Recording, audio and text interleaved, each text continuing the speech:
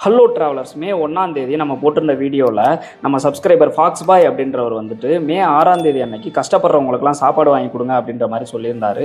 அதை பண்ணுறதுக்காக தான் நம்ம இங்கே வந்திருக்கோம். இவங்கெல்லாம் கஷ்டப்படுறவங்க கிடையாது, பிள்ளைகளால் கைவிடப்பட்ட பெற்றோர்கள், முதியோர் இல்லம் அப்படின்னு சொல்லலாம்.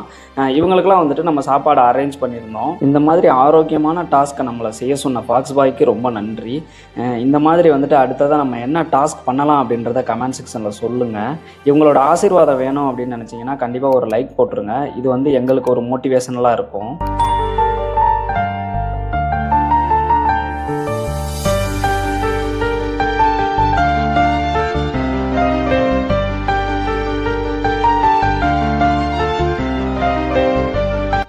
அடுத்ததை நம்ம என்ன பண்ணலாம் அப்படின்றத நீங்கள் சொல்லுங்கள். உங்களுக்காக நாங்கள் கண்டிப்பாக பண்ணுறோம்.